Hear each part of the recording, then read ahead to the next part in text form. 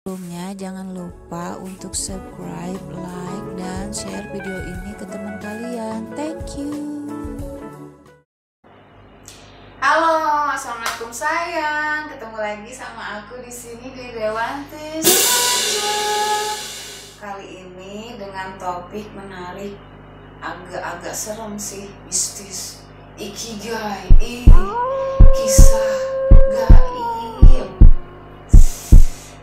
Jadi aku mau share pengalaman seseorang yang aku random sendiri di sebuah website. Sebut saja dia SW ya. Langsung aja.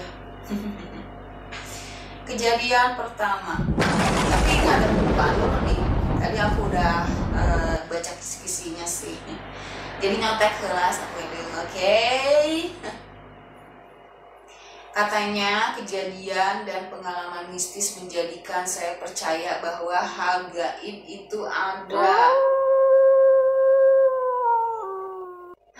Macem-macem ya. Awal mulanya saya adalah seorang yang skeptis terhadap segala hal yang berbau mistis. Bukan gak percaya dengan hal yang gaib, saya percaya sosok gaib dan tidak berwujud itu ada, namun tentu mereka memiliki dunia sendiri. Bisa kebayang dong kalau misalnya mereka itu nyampur sama manusia. Lo lagi mandi aja, berarti ada yang kepo dong. Aduh, SW. Pasti segala sesuatu itu ada hikmahnya. Kalau kita nggak bisa ngelihat ribet say, ribet. Apalagi nyatu, ribet. Ini aja udah ribet, benar nggak sih? Pikir saya kurang lebih seperti itu. Jadi untuk apa para makhluk gaib menampakkan diri secara langsung atau dalam bentuk suara kepada manusia? Jadi mungkin buat sinyal-sinyal aja. Kalau terlalu macam-macam. Aduh. Bahkan saya pernah mendengar perumpamaan dari orang tua, guru ngaji, dan teman-teman. Kalau kita ketemu setan, tandanya dia yang apes, sial, bukannya kita manusia. Saya mangkal sendiri dan bergumam, ya sama-sama apes lah. Bisa jadi kita yang lebih apes. Mereka nggak takut sama kita. Nah, kalau kita bisa lari, keji berdiri, bisa jadi pingsan, minimal teriak. Apa bukan apes itu namanya? Jadilah gitu. Kalau misalnya Allah ngerasa kalau misalnya setan itu nggak apes gitu ngelihat lo juga, ya enggak sih. Lo kan tadi bilang setannya apes, terus lo apes, sama-sama apes, jangan-jangan gue yang lebih apes. Dia juga udah curhat tuh sama temennya kalau dia apes juga ketemu lo. Udah deh, tong heureuy. Sampai akhirnya saat kemarin, saat semakin dewasa, saya justru dihadapkan dengan beberapa pengalaman mistis secara personal yang membuat saya perlahan percaya terhadap hal gaib, juga mistis. Tidak lagi menyepelekan keberadaan para makhluk astral. Jujur aja, pengalaman secara langsung ini membuat badan panas dingin dan betul-betul tidak berkutik. Mau teriak pun gak bisa, mulut seakan kaku untuk mengucap. Ini kayak mau nembak loh. Panas dingin, udah gitu mau teriak, panas dingin dan betul-betul gak berkutik. Mau teriak gak bisa. Kalau ditolak ya mau teriak gak bisa. Mulut seakan kaku untuk mengucap, tuh kan. Ya kayak gitu kali sama efeknya. Jatuh cinta sama ketemu setan, sama. Kira-kira.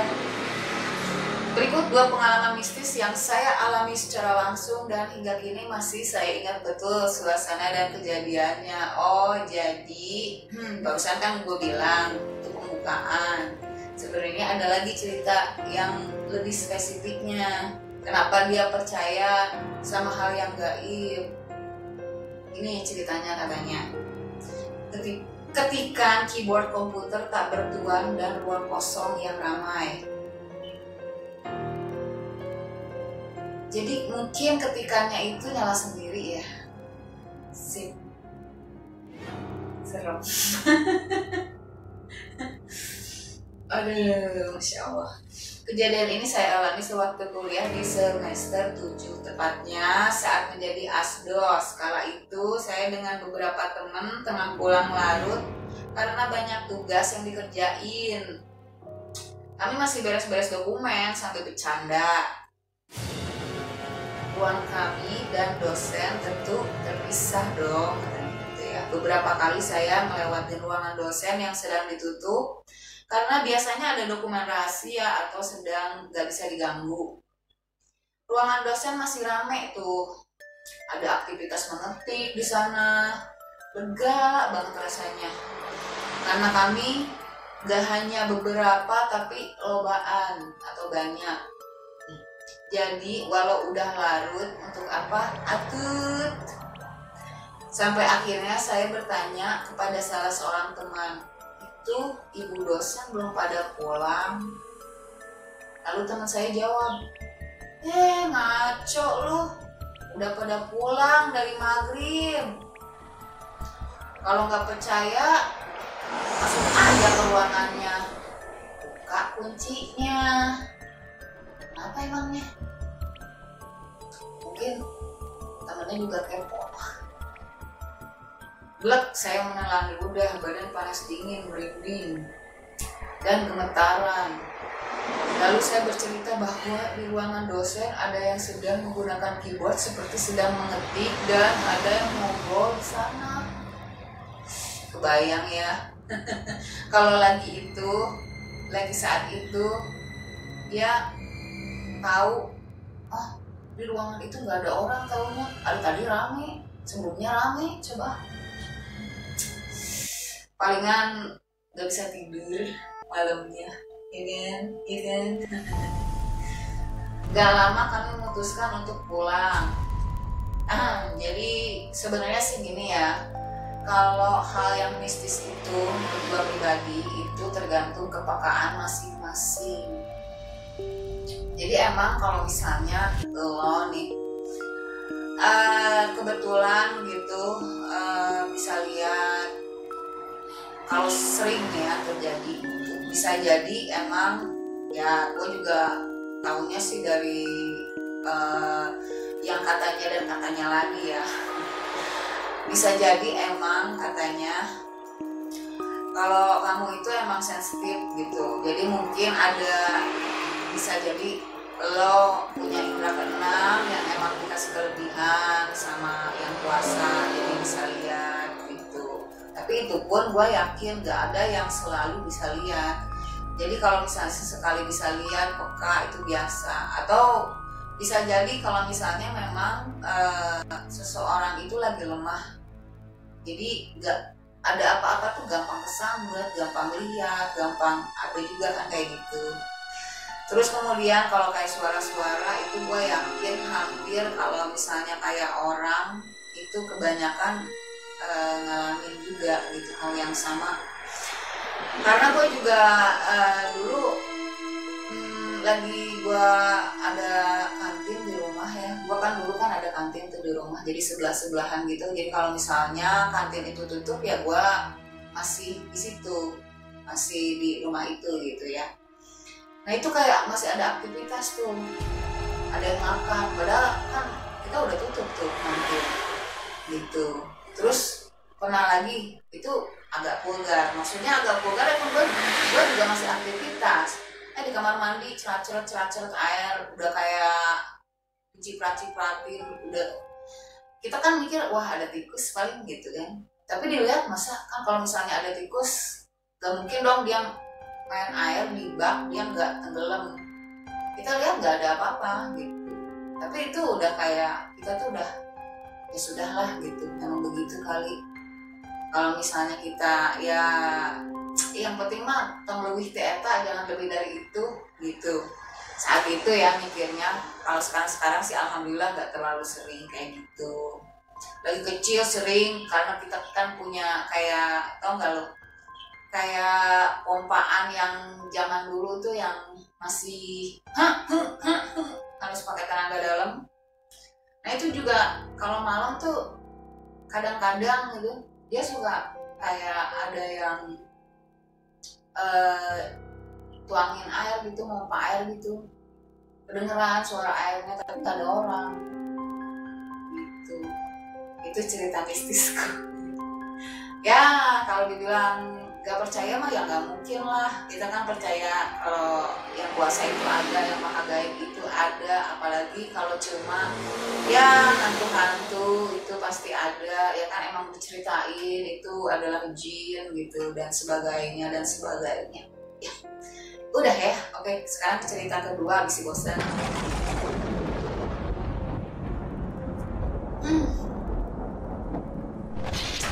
Roti kemasan yang dihisap motor sendiri. Dengar ya. Roti kemasan yang dihisap motor sendiri. Itu gimana ceritanya? Oke deh. Pada masanya saya memiliki kebiasaan tidur di luar kamar karena ketiduran tepatnya. Jadi saat itu secara tidak sengaja saya terbangun pada pukul 1 dini hari karena ada suara berisik. Seru, begitu suaranya seperti orang yang menghisap minuman yang hampir habis dengan sedotan. Jadi kayak ada tamu gitu ya. Sudah terbayang suaranya gitu ya. Ketika saya cek, bunyi itu sumbernya dari bawah motor saya yang diparkir di ruang tamu. Jadi motornya lagi minum soft drink barangkali. Persis di bawah motor metik saya di antara roda depan dan belakang bagian mesin. Jadi apa hubungannya slup-slup sama roti? Can, tenang. Ada sebuah roti kemasan yang masih terbungkus dengan rapi. Oh jadi di bagian si mesin itu katanya ada sebuah roti. Jadi di antara roda depan dan belakangnya. Masih terbungkus dengan rapi, pikir saya mungkin dibawa tikus, cenah gitu. Lalu saat saya jongkok dan ingin mengambil roti tersebut, secara mengejutkan roti itu melayang. Kayaknya lu kebanyakan tidur sore, say. Jadi gitu. Tapi kita percaya dulu lah ya, kasihan. Mana tahu emang lagi diisengin dia, lagi apes dia. Serup, lalu jatuh lagi. Jadi rotinya melayang sendiri. Roti loh, ini roti lain debu, roti ngelayang sendiri terus jatuh depan matanya dia. Baru bangun tidur kebayang langsung waras. Itu nggak waras juga, waras, bener nggak? Gak lama kemudian roti itu langsung terhisap atau dihisap oleh motor saya. Yang saya ingin tanyakan, dihisap oleh stang Anda atau sama buntut Anda? Sama buntut motor Anda. Oh sih ngarana itu tuh. Itu tuh namanya knalpot. Kok bisa sih gitu? Motor ngisap roti. Ya. Ini ada lagi kejadian kayak gini sih. Ayo ini. Satu hisapan dan roti pun lenyap. Jadi si motornya lapar, say. Jadi motornya kesambet, dia lapar makan roti. Gue sih kalau misalnya dengan kejadian kayak gini ya, rumah berhantu itu sering. Misalnya rumah tua berhantu gitu ya, itu sering. Terus kayak apa lagi ya,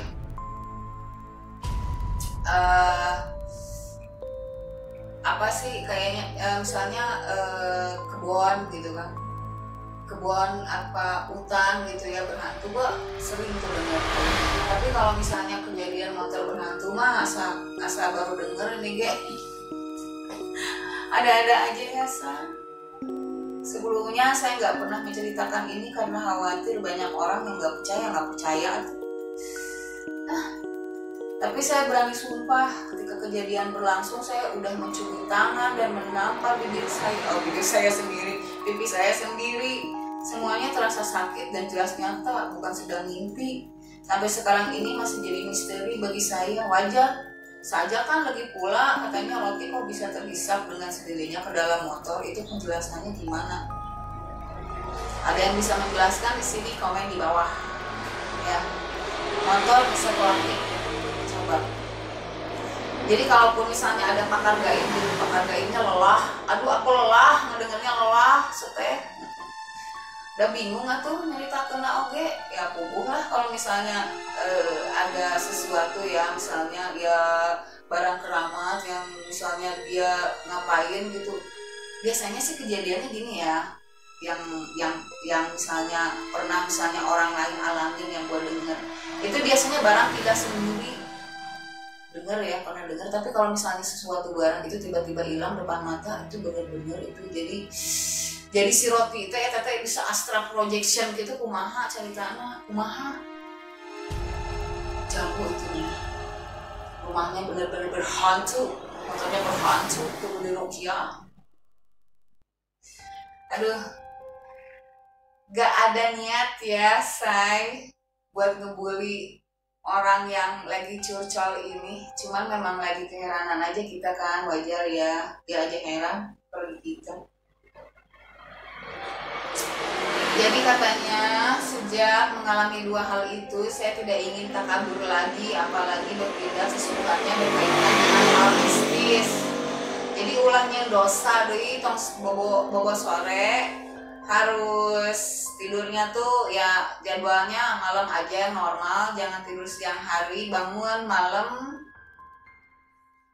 Jadi nggak kualat lagi, nggak ketemu roti di isep motor. Bukannya takut apalagi tunduk, namun saya juga menyadari ada beberapa hal yang memang di luar nalar manusia. Oke. Seperti misalnya saat masih orientasi sekolah katanya ya. SMP di kawasan Gunung Mas, Bogor, sekitar 16 tahun yang lalu. MOS diadakan dengan menggelar perkemahan. Jadi ceritanya di masa mungkin lalunya dia lagi masih SMP ya. Jadi katanya yang menggelar perkemahan dilaksanakan hingga pukul 11 malam. Setelah itu kami semua tidur di tenda masing-masing. Lalu sekitar pukul 2 saya terbangun karena ingin buang air kecil. Naas katanya jarak antara tenda dengan toilet cukup jauh dan harus melalui area yang sangat gelap. Kalau kamu yang ngalamin pasti ogah ya. Mendingan nahan kencing sampai pagi. Atau kalau enggak, hey John, temenin yuk gitu ke kamar mandi bareng, kayak lu mau kencing gak? Gitu. Anak cewek aja begitu, masa kalah anak cewek sih ya. Karena sudah nggak tahan katanya ya, saya terpaksa memberanikan diri pergi sendiri. Ada 2 toilet di situ berdampingan. Saat saya sedang buang air kecil, lega banget karena ada suara orang di sebelah. Nightmare.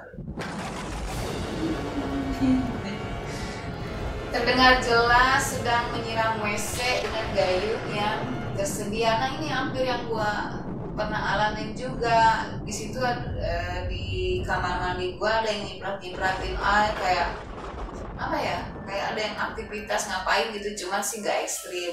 Gak kayak gayungnya tuh blur gitu yang ngasih. Kalau ini serem, sumpah. Dengan segera saya langsung mengintip ke toilet sebelah agar bisa bersama kembali ke tenda untuk meminimalisir rasa takut. Oh jadi biar ada teman sama-sama balik ke tenda gitu. Emang apa saya langsung terkejut Terkejut bukan main karena di toilet sebelah ternyata kosong, dan dengan segera saya mengecek di sekitar toilet sampai melihat ke arah tenda. Gak ada satu orang pun yang seakan sudah masuk dari dalam toilet. Saya langsung lari sekencang mungkin dan masuk ke dalam tenda, dan sudah dapat ditebak dong katanya. Malam itu saya tidak bisa tidur dengan nyenyak. Aduh, ini kasihan nih, udah ya nggak mungkin lah, dia udah nggak percaya hal yang gaib. Ini udah 3 kali dia kayak dikerjain banget gitu ya. Sian, udah rotinya atau dimakan motor. Udah mas sebelumnya apa sih ya, kayak ada dosen katanya ya di ruangan gitu lagi ngapain temennya muka dia udah gitu. Yang barusan dia ke toilet, untungnya udah ya kencingnya, kalau enggak mah kencing di situ. Itunya hotel usah saha. Nah gitu aja katanya ceritanya. Jadi emang sih kalau misalnya ceritain hal-hal mistis-mistis itu nggak ada habisnya ya, say. Makanya film horor aja laku ya, kita aja kadang suka kepo ya, apalagi denger curhatan orang gitu, pengalaman mereka gitu ya kan. Jadi seru-seruan aja gitu. Kadang kan kita ngobrolin kayak ke keluarga gitu kan, kayak misalnya orang tua ke anaknya gitu, sharing.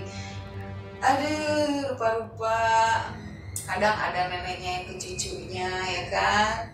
Jadi buat kayak apa ya, seru-seruan gitu akhirnya. Cuman emang siang sih. Kenapa gua jadi agak jaim ini? Kalau siang-siang gua ngomongin yang begini oke lah. Tapi ini karena emang ngeteknya malam, jadi gua agak-agak risih juga. Oke, kayaknya sampai di situ aja topik ikigai, kisah gaib.